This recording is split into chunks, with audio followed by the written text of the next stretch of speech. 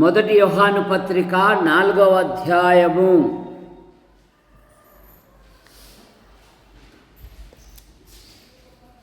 19వ వచనం.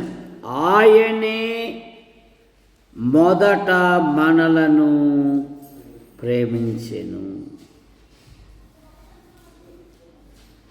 గనుక మనం ప్రేమించుచున్నాము. 4వ అధ్యాయంలోనే 8వ వచనం. దేవుడు ప్రేమ స్వరూపి, ప్రేమ లేనివాడు దేవుని ఎరగడు. మనము ఆయన ద్వారా జీవించున్నట్లు దేవుడు తన అద్వితీయ కుమారుని లోకములోనికి పంపెను. దీనివలన దేవుడు మన యందు ఉంచిన ప్రేమ ప్రత్యక్షపరచబడెను. మనము దేవుని ప్రేమించితిమని కాదు, తానే మనలను ప్రేమించి మన పాపములకు ప్రాయశ్చిత్తమై ఉండుటకు తన కుమారుని పంపెను. ఇందులో ప్రేమ ఉన్నది. ఈరోజు పల్స్ పోలియో గనక చాలామంది మరి వారి యొక్క ఉద్యోగాలను బట్టి రాలేకపోయారు. మీ కుటుంబాలలో ఎవరైనా ప్రయాణం చేసేవారైనా మరి ఈ దినము మీ పిల్లలకు పోలియో చుక్కలు వేయించండి. ప్రభుత్వ ఆరోగ్య సంస్థ వారు కూడలి స్థలాలలో, వీధులలో, ప్రభుత్వ కార్యాలయాలలో మరి అందరికీ సంపూర్ణమైన ఆరోగ్యం ఉండాలి. ఏ ఒక్కరూ పోలియోతో బాధపడకూడదు అని మన ప్రభుత్వం వారు ప్రతి డిసెంబర్ నెలలో ఈ దినమున పల్స్ పోలియో దినముగా పాటిస్తూ యావత్ భారతదేశంలో ఈ కార్యక్రమం కొనసాగుతున్నది కనుక మీరు మీ పిల్లలకు ఎవరైనా పోలియో చుక్కలు వేయించకపోతే వేయించండి. ఏమంటున్నాడు ఇక్కడ 19వ వచనములో? ఆయనే మొదట మనలను ప్రేమించెను. మనం దేవుని ప్రేమించితిమని కాదు, ఆయనే మొదట మనలను ప్రేమించెను.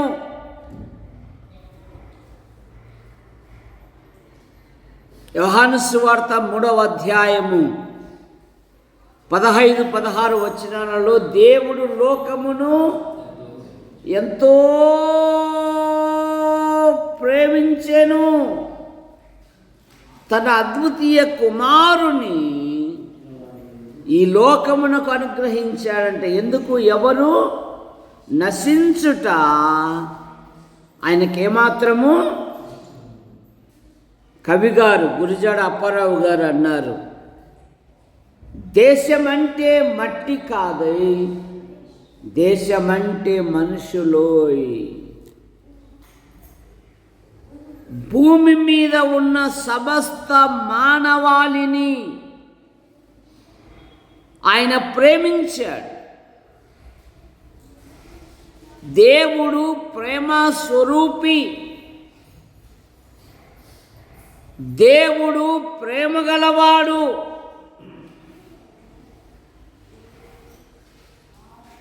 ఆయనే మనలను ప్రేమించి తన కుమారుని లోకానికి అనుగ్రహించాడంట.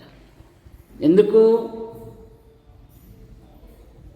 రోమాపత్రిక 5వ అధ్యాయంలో మన చిట్టా ఉంది.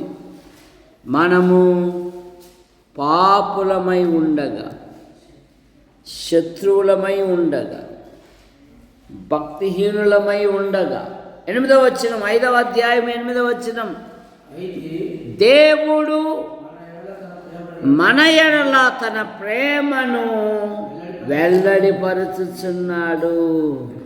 ఎట్లనగా మనమింకను పాపులమై ఉండగా క్రీస్తు మన కొరకు చనిపోయింది. మనం ఇంకను పాపులమై ఉండగా క్రీస్తు మన కొరకు, మన అపరాధముల కొరకు, మన దోషముల కొరకు, మన దౌర్భాగ్యమైన నీతి పనుల నిమిత్తమై ఆయన ప్రేమ చేత నాశనమనే పాతాళమనే గోతికి వాకుండా నన్ను రక్షించాడు. యెషయా గ్రంథం 38వ అధ్యాయం 17వ వచనం. నీ ప్రేమ చేత మిక్కుటమైన నాకు నెమ్మది కలుగజేసెను. నీ ప్రేమ చేత నాశనమనే గోతి నుండి నీ ప్రేమ చేత. భక్తులు దేవుని స్తుతిస్తున్నారు.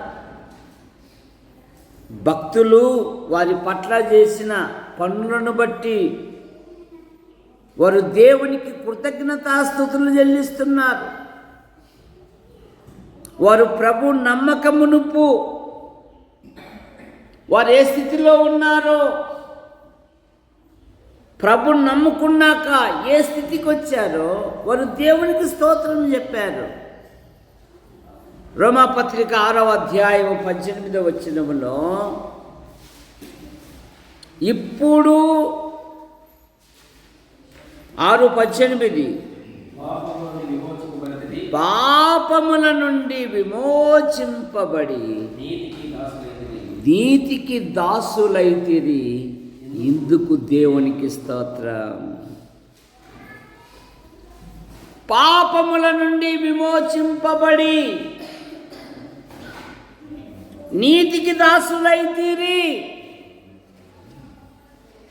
ఇందుకు దేవునికి స్తోత్రం. నాశనమనే గోతి నుండి నన్ను విడిపించాడు. ఆ ధనవంతుడు గుర్తించాడు నరకమును గురించి. ఆ ధనవంతుడు గుర్తించాడు పాతాళపు వేదనను గురించి.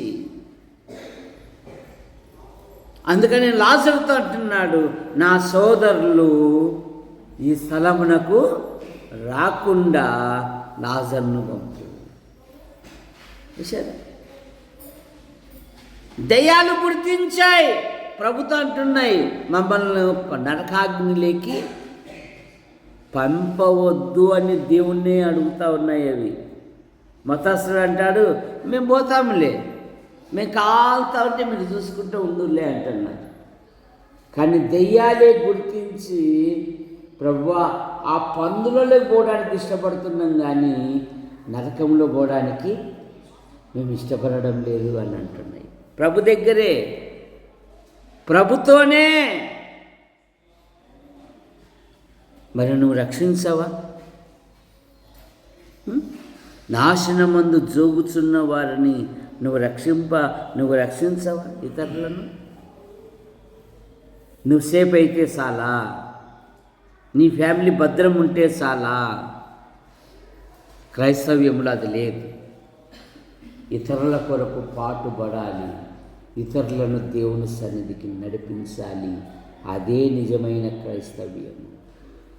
అందుకోసం ఎంతైనా త్యాగం చేస్తాడు. ఓ చెప్పాల్సిన పనిలే, నువ్వు ఇంత ఖర్చు పెట్టని చెప్పాల్సిన కూడా పనిలే.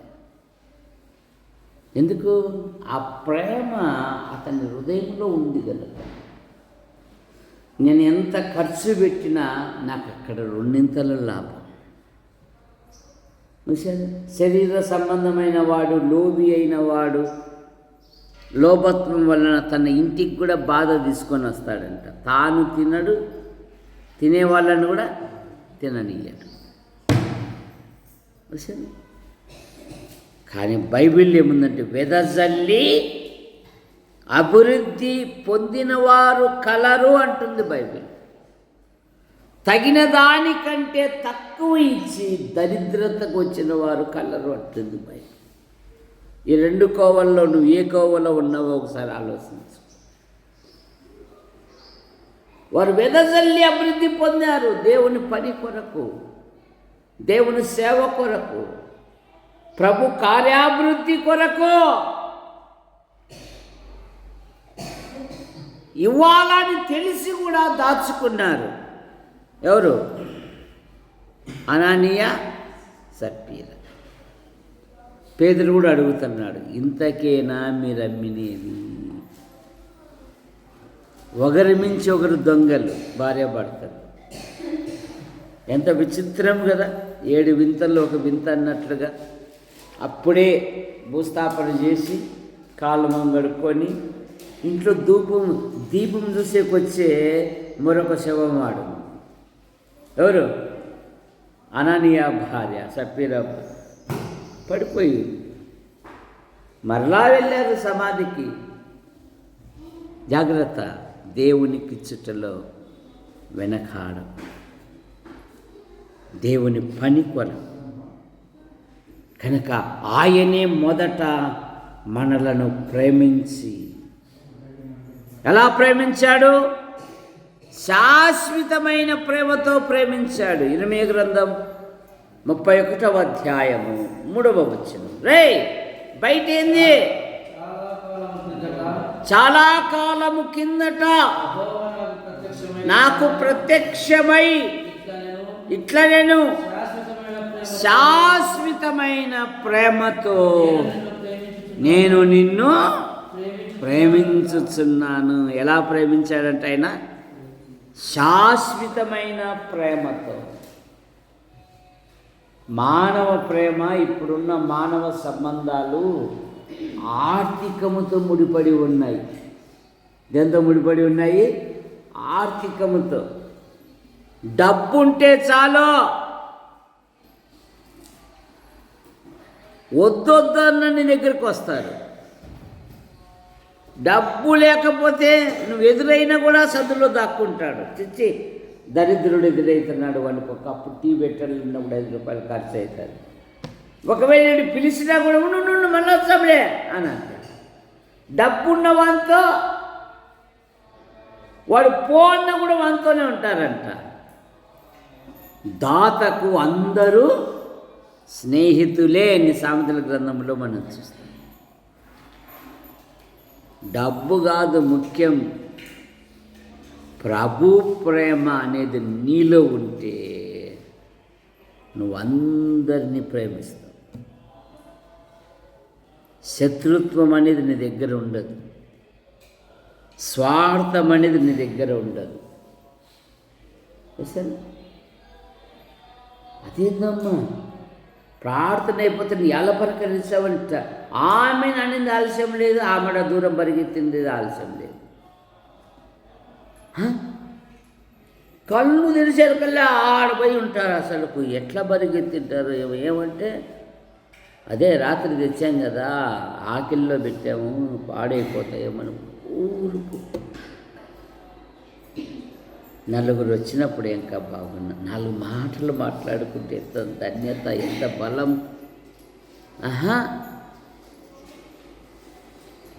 ఆయనే మొదట మనలను ప్రేమించి,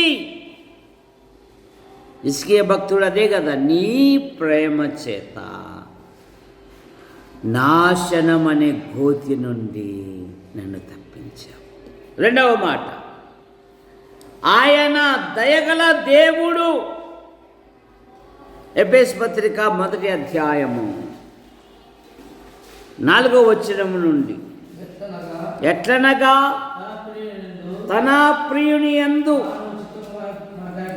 మనకు ఉచితముగా అనుగ్రహించిన తన కృపా మహదైశ్వర్యము కీర్తి కలుగునట్లు తన చిత్త ప్రకారమైన దయా సంకల్పము చొప్పున ఆయన మనలను ఏర్పరుచుకున్నాడు. ఎప్పుడు? ఆయన దయా సంకల్పం. జగత్ పునాది వేయబడక మునిపే క్రీస్తులో ఆయన మనలను ఏర్పరుచుకొనెను. జగత్ పునాది వేయబడక మునిపే క్రీస్తులో ఆయన మనల్ని భద్రం చేసుకున్నాడు. జగత్ పునాది వేయబడక మునిపే ఆయన క్రీస్తునందు ప్రతి ఆశీర్వాదము మనకు అనుగ్రహించాడు. జగత్ పునాది వేయబడక మునిపే ఆయన తన నామమును మనకిచ్చాడు. సరే, ఆయన దయా సంకల్పము చొప్పున. అందుకే దావీదు జీవితములో శ్రమలలో, బాధలలో, ఇరుకులలో, ఇబ్బందులలో నాకు వచ్చిన ప్రతి దానిని బట్టి చూస్తే నన్ను భూమి మీద బ్రతకకూడదని కంకణం కట్టుకున్నాడు మా మామ. ప్రభువా, నీవు దయగలిగి నా పర్వతమును స్థిరపరిచేవయ్యా. ఏం కలిగి? దయగలిగి. 30 కీర్తన 7వ వచనం. 30 కీర్తన 7వ వచనం.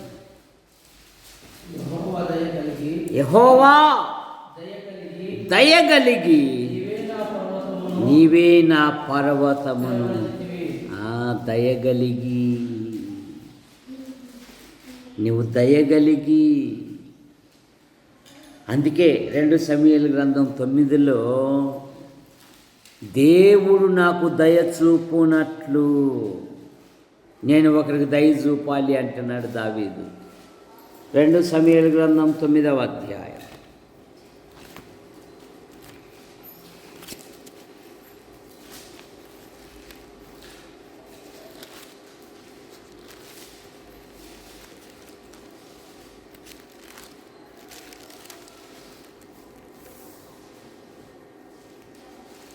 మూడవ వచనం. యెహోవా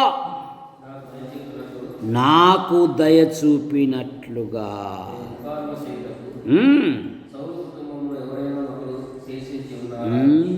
దేవుడు నాకు దయ చూపినట్లుగా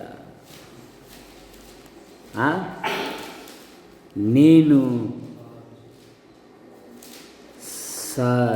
యోనాతాను కుటుంబానికి నేను మేలు చేయాలి.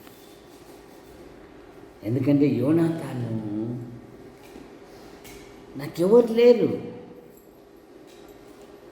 నా సోదరులే నా మీద యుద్ధానికి పోటీ పడినారు. గొల్యాతుని నేను చంపుతాను అన్నప్పుడు, ఏరా నీ హృదయ గర్వమో నాకు తెలుసుదాన్ని పెద్దోడు పోట్లాట పెట్టుకున్నాడు. పిల్లనిచ్చిన మామేమో వాడు భూమి మీద బతకూడదు అంటున్నాడు. కానీ ప్రభువా, నువ్వు దయగలిగి నా పర్వతమును స్థిరపరిచి నన్ను ఒక ఉన్నత స్థానంలో కూర్చోబెట్టు. దేవుడు నాకు దయ చూపినట్లుగా నేను ఇంకొకరికి, ఇదే నూతన సంవత్సర సందేశం, నేర్చుకో. ఇతరులకు మనం సహాయకులుగా ఉండాలి.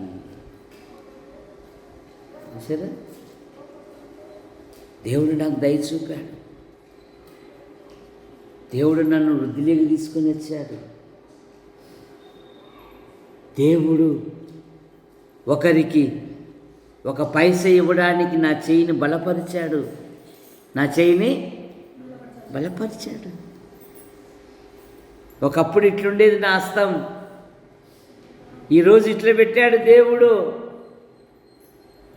ఒకరికి ఇచ్చేకి పెట్టాడు దేవుడు. నేను ఇతరులకు కూడా ఇవ్వాలి. ఇదే నిజమైన క్రిస్మస్, నిజమైన నూతన సంవత్సరం యొక్క వాక్యం.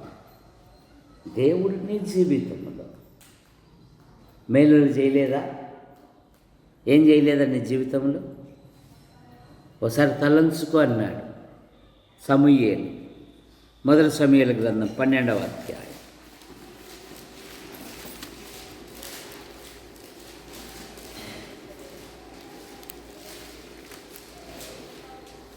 24వ వచనం, 12:24. ఆయన మీ కొరకు ఎన్ని గొప్ప కార్యములు చేసెనో అవి మీరు తలంచుకొని యెహోవాయందు భయభక్తులు కలిగి ఉండుట అవశ్యము. ఆయన మీ కొరకు కార్యములు చేసెను. ఏమంట? తలంచుకొని అంటే నెమరు వేసుకో, జ్ఞాపకం చేసుకో, ఒకసారి కూర్చొని ఆలోచించుకో. దావీదు అదే కదా 18వ వచనంలో, 7:18, 2 సమూయేలు గ్రంథం, ఇంతగా నన్ను హెచ్చించుటకు నేనెంతటి వాడను, నా కుటుంబము ఎందుకు? తలంచుకున్నాడు, జ్ఞాపకం చేసుకున్నాడు. యాకోబు కూడా అదే కదా, ఆదికాండం 32:10, నీవు నీ సేవకునికి చేసిన సమస్త ఉపకారములకును సమస్త సత్యమునకును నేను అపాత్రుడను. స్వరూపక్క జీవితములో 3 కొడుకులే. ఇప్పుడు ఆమె ఇంటికి దేవుని యందు భయభక్తులు కలిగిన ఒక కోడలను దేవుడు ఆశ్చర్యకరంగా ఇచ్చారు. చాలామంది వెతకాలి, రక్షించబడ్డాడా, రక్షణ పొందలేదా, ప్రభు కొరకు సాక్షిగా ఉన్నాడా అని వెతకాలి. కానీ స్వరూపక్కకు దేవుడే ఆశ్చర్యకరంగా ప్రార్థించే అమ్మాయిని పంపాడా లేదా? చెప్పు స్వరూపక్క. పంపాడు కదా. సరే, ప్రార్థించే పిల్లలు దొరకడం అనేది అరుదు. బైబిల్ చదివే పిల్లలు దొరకడం అనేది అరుదు. ఆరాధనకు వచ్చే పిల్లలు వచ్చేది అరుదు. సరే, గుణవతి అయిన భార్య దొరుకుట అరుదు. అట్టిది ముత్యముల కంటే రాళ్ళు ఎక్కడైనా దొరుకుతాయి, కానీ ముత్యము లాంటి భార్య దొరకాలంటే అరుదు అని బైబిల్ చెప్తారు. సరే, రంగు రాళ్ళు, గ్రానైట్ రాళ్ళు ఏ రాయి అయినా భూమి మీదే దొరుకుతాయి, కానీ ముత్యాలు భూమి అగాధం కింద దొరుకుతాయి, సముద్రపు అగాధం కింద దొరుకుతాయి. సరే, ఒకసారి తలంచుకొని ఆయన మీ కొరకు ఎన్ని గొప్ప కార్యాలు చేశాడు. దేవా, దయగలిగి నీవు నా పర్వతమును స్థిరపరిచావు. 5వ వచనములో 30 కీర్తన 5లో కూడా ఆయన కోపము నిమిషమాత్రము ఉండును, ఆయన దయ ఆయుష్కాలము నిలుస్తుందంట. ఆయన దయ ఆయుష్కాలము, జీవితాంతము. సరే, ఎంత దయగల దేవుడండి ఆయన, దయగలవాడు. అందుకనే ఆయన మంచివారి మీదను చెడ్డవారి మీదను తన సూర్యుని ఉదయింపజేయుచున్నాడు, తన వర్షాన్ని, తన వాతావరణాన్ని ఇస్తున్నాడు. మనమైతే పెట్టాకు అని వాడు ఉత్త చెడ్డోడు. సరే, దేవుడు అట్లా ఆలోచించుంటే మన పద్ధతులను బట్టి భూమి మీద నిలిచేవారము. ఆయన దయగల దేవుడు, ఆయన దయ ఆయుష్కాలం నిలుచును. 44వ కీర్తన 3వ వచనం.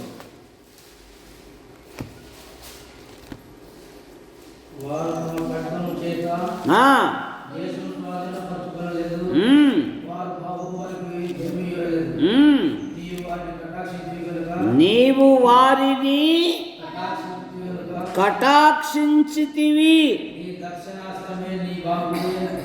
వారికి విజయము కలగజేసెను. నీ దయ, నీ కటాక్షం వారికి విజయము కలగజేశావు. వారికి విజయము కలగజేశావు నువ్వు. కనుకనే దయగలిగి నీవు నా పర్వతమును స్థిరపరిచితివి. 89వ కీర్తన 17వ వచనం. వారి బలమునకు అతిశాస్పదము నీవే, నీ దయచేతనే. మా దయచేత కాదు, మా దయ. మానవుడు ఏమంటాడు? నేను నేను మేము మేము లేకపోతే, నేను ఇయ్యకపోతే నువ్వు ఇంత వస్తావా? మేం కాదా నీకు? మేం కాదా నీకు? సరే, కానీ ఇక్కడేమంటున్నారు? భక్తుడు ఏమంటున్నాడు? నీ దయ వలననే మా కొమ్ము హెచ్చింపబడింది. నీ దయ వలన, నీ సహాయం వలననే భూమి మీద మేము నిలిచి ఉన్నాము. మనము 3 కరోనాలను జయించిన యుద్ధ వీరులం. ఎన్ని కరోనాలు జయించినాము? సరే, ఆ 3 కరోనాల చరిత్ర ప్రపంచం వైపు చూస్తే లక్షలాది మంది ఈ భూమిని ఖాళీ చేసి వెళ్ళిపోయారా లేదా? వాళ్ళు లేరు ఇప్పుడు. హాలీవుడ్ సినిమా హీరోస్ ఒక రోజు మంచి ఫంక్షన్లో హీరోలు, హీరోయిన్లు, సంపన్నులు కాలిఫోర్నియాలో, మా దగ్గర దేవుడు 0 అన్నారు, మేము హీరోస్, దేవుడు అంతే. కారు సిచ్చు తగలబడి ఇప్పటికీ వాళ్ళు కోలుకోలేక పాడు దిబ్బలుగా ఉండిపోయినాయి. ఆ యొక్క బెల్షాజర్ కాలంలో తాగుతూ తినుచు విందు చేసుకున్నట్లుగా వీళ్ళు కూడా తాగుతూ తినుచు విందు చేసుకున్న దినాలలో జీసస్ 0, ఐఎమ్ హీరో అన్నారు. దేవుడు కూడా మా దగ్గర 0 అన్నారు. ఏమయ్యారు? నిట్టు నిలువలే నీడ లేదు వాళ్ళ. ఇప్పటి వరకు ఏం లేదు. వాళ్ళ భవనాలు ఆకాశాన్ని అంటుకొని ఒక చిన్న పరలోకంలాగా ఉండేటివి ఇప్పుడు పాడు దిబ్బలైనాయి. ప్రభును గణపరచకుండా, ప్రభుని హెచ్చించకుండా, ప్రభును మహిమపరచకుండా, నీ ఆలోచనలో, నీ చేష్టల్లో నేను అనే పదం ఎప్పుడైతే నీలో నాలో ఉంటుందో మనం వృద్ధిలోకి రా. నీ వలనే, నీ దయే అని ఎప్పుడైతే ప్రభుని హెచ్చిస్తామో వృద్ధిలోకి తప్పకుండా వస్తాం. నీ దయచేతనే మా కొమ్ము హెచ్చించబడినది. కొమ్ము బలానికి గుర్తు, కొమ్ము రక్షణకు గుర్తు, కొమ్ము బలి పశు ఆ యొక్క పశువుకు బలమైన ఆరోగ్యానికి గుర్తు. ఇప్పుడు మా కొమ్ము ఎవరంటే నీవే ప్రభు. నీ దయ వలన నా పర్వతమును స్థిరపరచితివి. ఆయన త్యాగము చేసిన దేవుడు. ఎఫెసీ పత్రిక 5వ అధ్యాయం 1-2 వచనాలలో ప్రియులైన పిల్లల వలె దేవుని పోలి నడుచుకొనున్నట్లు క్రీస్తు మిమ్మును ప్రేమించి పరిమళ వాసనగా ఉండుటకై మన కొరకు తన్ను తాను దేవునికి బలిగాను అర్పణముగాను అర్పించుకొనెను, అప్పగించుకొనెను. త్యాగము చేసిన దేవుడు మన పాపముల కొరకు, మన దోషముల కొరకు, మన అపరాధముల నిమిత్తమై అనా కొవ్వొత్తి ఏం చేస్తుంది? కొవ్వొత్తి ఎప్పుడైనా వెలిగించినావు? కొవ్వొత్తి వెలిగినా పోనీ చూసినావా? ఎట్లుంటుంది అది? నువ్వు జబ్బు విన్సెంట్ అని వాడిని అడుగుతున్నాడు, సిగ్నల్ అడుగుతున్నాడు. చూడు ఇప్పుడంటే కాపీరైట్లా దీనికి కూర్చోన్నా. మన విన్సెంట్ చెప్తాను, నువ్వు లేనా చెప్పు Vincent. Coat, suit, boot, 6 pack, 8 ప్యాకా? ఇది ఎన్ని ప్యాకులు రా చెప్పు. కొవ్వొత్తి పని ఏం చేస్తా చెప్పు. ఇంకా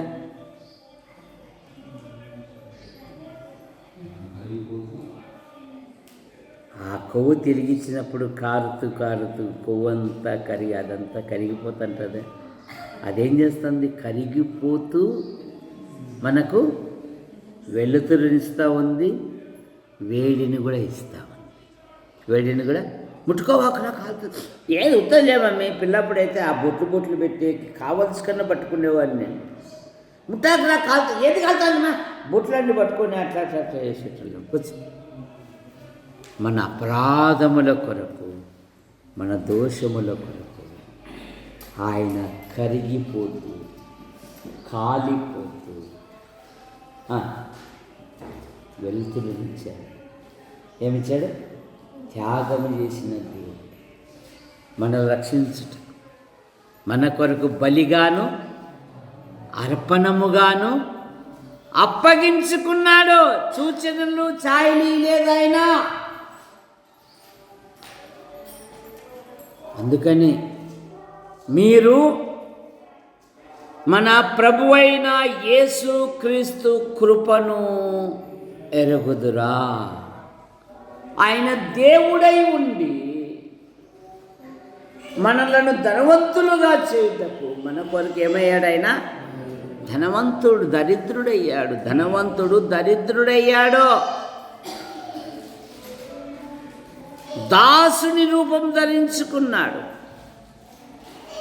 రుక్తినిగా చేసుకున్నాడు మనలను రక్షించుటకు. సహించాడు ఆయన. తన ఎదుట ఉన్న ఆనందము కొరక ఎబ్రీ పత్రిక 12వ అధ్యాయం 1-2 వచనాలు. ఇంత గొప్ప సాక్షి సమూహము మేఘము వలె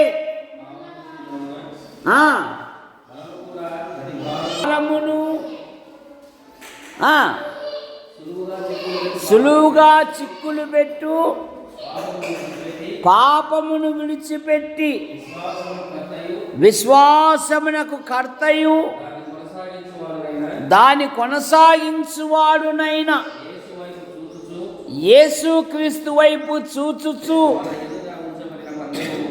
ఓపికతో పరిగెత్తుడి. తన ఎదుట ఉంచబడిన ఆనందము కొరకై అవమానమును నిర్లక్ష్యపెట్టి సిలువను సహించి ఆసీనుడై ఉన్నాడు. తన ఎదుట ఉంచబడిన ఆనందము సిలువను సహించి తనకు వ్యతిరేకముగా ఆడే ఉందాడు. దూషణ మాటలు కూడా ఆయన సహించాడంట, భరించాడు. సమస్తమును ఓర్చుకొనిన ఆయనను తలంచుకొనుడి. ఆయన ఓర్చుకున్నాడండి. మనకు ఓపికే లేదు. ఇంకా ఎప్పుడు ఓర్చుకుంటాం అప్ప మనము?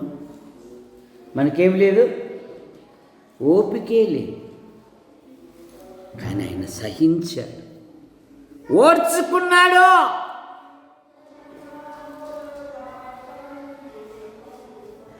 ప్రతి విషయములో సహించాడు. నీవు నేను ప్రతి విషయములో సహించిన వారమైతే ఆయనతో పాటు మనం వెళుతామంట. ఆయనతో పాటు మనం కూడా 2 తిమోతి పత్రిక 2వ అధ్యాయం 12వ వచనం, 2:12.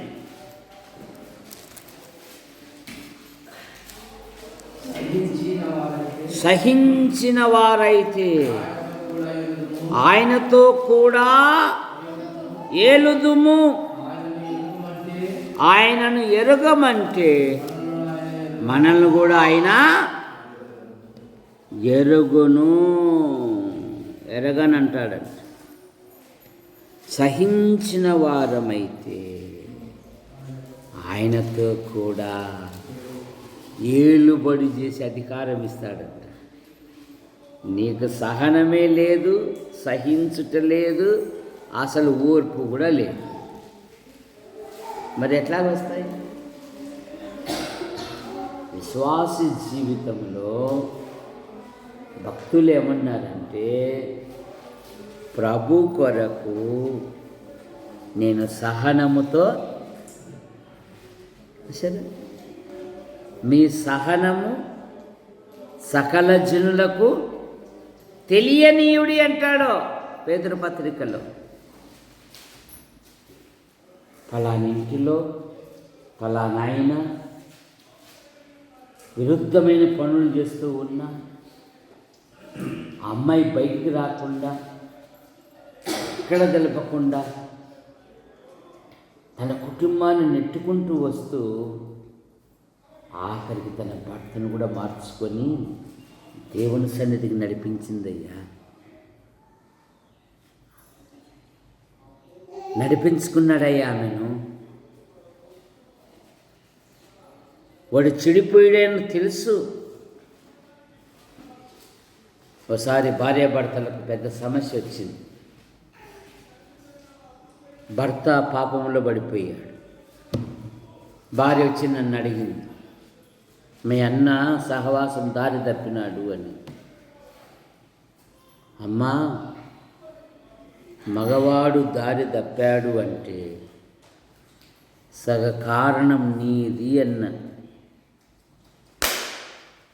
మరుసటి రోజే మా ఇంటికి రాబాకన్నారు. మళ్ళీ అఫీషియల్స్ వాళ్ళు, ఆయనేమో కలెక్టరు, ఆమె ప్రిన్సిపల్. అరే, ఈ తప్పు నేను ఇన్నాళ్ళు కనుక్కోలేదే, వీడు సంతకం పెట్టే గుర్రాదే, వీడు కనిపెట్టినాడు నా తప్పును. హాయ్, మీ వదిలే నేను అంటాది, నువ్వు రావాల్సిందేదే అంటాడు ఆయన. నేను రానైనా నాకు లేని కోపం వస్తుంది పోని. నేను భర్తగా నేను భరిస్తాను, నువ్వెంతయ్యా రా అంట. నేను రాను సామెను నేను. ఎందుకంటే గుణవతి అయిన భార్యను గురించి సామెతల గ్రంథంలో ఎప్పుడో చెప్పింది కదా. ఆమె తన ఇంటి వారి నడతలను బాగుగా, అందుకని వారి రక్షణ కొరకు, వారి మార్పు కొరకు తల్లి లేదా భార్య లేదా స్నేహితురాలు సహనముతో దేవుని మందిరానికి నడిపించుకోవాలి. దేవుని మందిరానికి నడిపించుకుంటే దేవుని వాక్యం పనిచేస్తుంది వాళ్ళల్లో. దేవుని వాక్యం ఎప్పుడైతే వినిపిస్తావో వాళ్ళల్లో మార్పు తీసుకొని వస్తుంది. ఆయన మన కొరకు ఒక కొత్త మార్గమును ఏర్పాటు చేశాడు. హెబ్రీ పత్రిక 10:19 యేసు మన కొరకు, సహోదరులారా, యేసు మన కొరకు ప్రతిష్ఠించిన మార్గమున అనగా నూతనమైనది, జీవము గలది ఆయన శరీరమును తెర ద్వారా ఏర్పరచ ఆయన రక్తము వలన పరిశుద్ధ స్థలమునందు ప్రవేశించుటకు మనకు ధైర్యం. యేసు మన కొరకు ప్రతిష్ఠించిన మార్గము. ఇది విశ్వాస మార్గము, ఇది పరిశుద్ధులు వెళ్ళే మార్గము, ఇది నీతిమంతుల మార్గము. యేసు మన కొరకు ప్రతిష్ఠించిన మార్గము. యెరికోను జయించిన తర్వాత, యోర్దాను దాటినాక యెహోషువ ఇశ్రాయేలులతో ఏమంటాడంటే, ఈ మార్గములో నడవండి. యేసు మన కొరకు ప్రతిష్ఠించిన మార్గం. ధైర్యముతో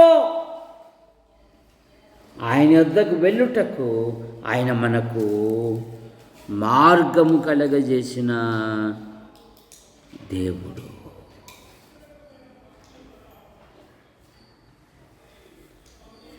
ధైర్యం ఇచ్చిన దేవుడు. 10:20 హెబ్రీ పత్రిక, ధైర్యముతో కృపాసనము యొద్దకు చేరుచున్నాము. హెబ్రీ పత్రిక 10:20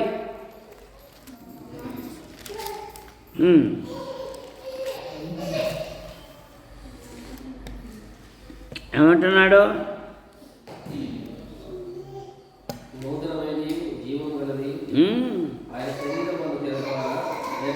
ఆయన రక్తము వలన పరిశుద్ధ స్థలమందు ప్రవేశించుటకు మనకు ధైర్యము. పాత నిబంధనలో అతి పరిశుద్ధ స్థలంలో ప్రవేశించుటకు ఎవరికీ లేదు. ఆ లోపలికి వెళ్ళాలంటే యాజకుడు కూడా నడుముకు తాడు కట్టుకొని వెళ్ళాలి. ఆ వెళుతున్నప్పుడు అపవిత్రమైన ఆలోచనతో వెళితే దేవుని సమీపించలేడు, చనిపోతాడు. అందుకని ఆ తాడు ద్వారా కుక్కని ఈడ్చుకున్నట్లు ఈడ్చుకొని వచ్చి భూస్థాపితం చేయాలి. కానీ ఇప్పుడైతే అతి పరిశుద్ధ స్థలంలో ప్రవేశించుటకు మనకు ధైర్యము. ఎందుకు? ఆయన ఎప్పుడైతే సిలువలో తన ప్రాణమును అప్పగించాడో, దేవాలయపు తెర 2గా చినగబడిందో, అందరికీ ప్రవేశం. అందరికీ ఈయన మనకు సరిపోయిన వాడు అంట. హెబ్రీ పత్రిక 7:26 హెబ్రీ 7:26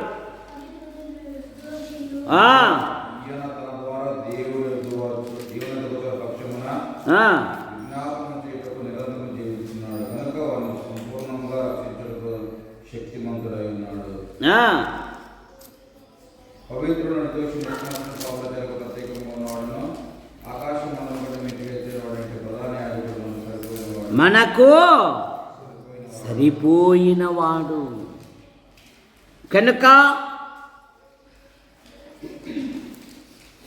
ఆయనే మొదట మనలను ప్రేమించెను. భక్తుడన్నాడు, నీవు దయగలిగి నా పర్వతమును ఇస్కి అన్నాడు, మిక్కుటమైన ఆయాసమున కలగగా